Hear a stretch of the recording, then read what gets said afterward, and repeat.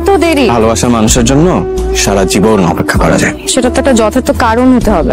আরে যথার্থ কারণ ছিল, আমি বাসা থেকে বের হওয়ার পরে আমার জুতা ছিঁড়ে যায়, পরে বাসায় গিয়ে আবার ভাইয়ের জুতা পরে বের হয়েছে। একটা লোক আমাদেরকে অনেকক্ষণ ধরে ফলো করছে। কি আশ্চর্য, কেন? কেন জানি না। কে উনি, তুমি চিনো? শফিক ভাই ভালো মানুষ। আমার বাবা হয়তো হুকুম করেছে আমাকে ফলো করার জন্য। আমার বাবা ওনাকে চাকরি দিয়েছে, তো তাই আমার বাবা যা বলে তাই করে।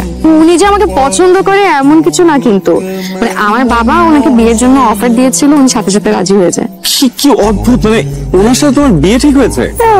আর ওনার সামনে তুমি আমার সাথে এখানে বসে আছো? হ্যাঁ, তো কথা তো কত কিছু নিয়েই হয়। এজন্য কি আমি আমাকে কষ্ট দিব? আমি তো তোমাকেই চাই।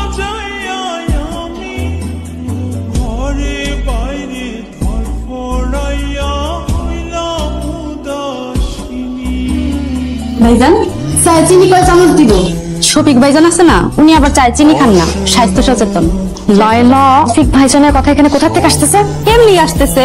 ভাইজানের বয়স আর শফিক ভাইজানের বয়স তো একই, এর জন্যই কইলাম। মোটেও না, ও শফিক ভাইয়ের থেকে মিনিমাম 4-5 বছরের ছোট। কার বয়স বেশি কার কম সেটা আলাপের বিষয় না এখন। তোমরা দুইজন বসে গল্প করো, আমি তাহলে রান্নাবান্নার প্রিপারেশন নিয়ে আসি। চাকরিচ্যুত করেছিলাম, সেই ক্ষোভ থেকে তুমি আমার মেয়েকে টার্গেট করেছো প্রতিশোধ দেওয়ার জন্য।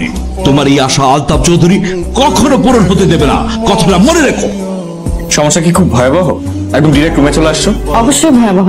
আমার বাবার তোমাকে পছন্দ হয়নি। কি অদ্ভুত, তোমাকে কেন পছন্দ হবে না বলো তো? শফিক ভাইয়ের সাথেই নাকি আমাকে বিয়ে দেবে, সবকিছু ফাইনাল।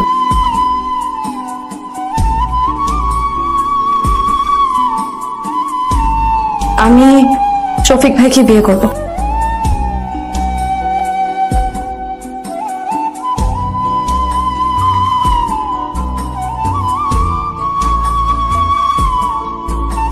তোর এঙ্গেজমেন্ট রিং, আরে খুলে দেখ তোর পছন্দ হলো কিনা। পছন্দ হয়েছে বাবা। কোথায় যাও?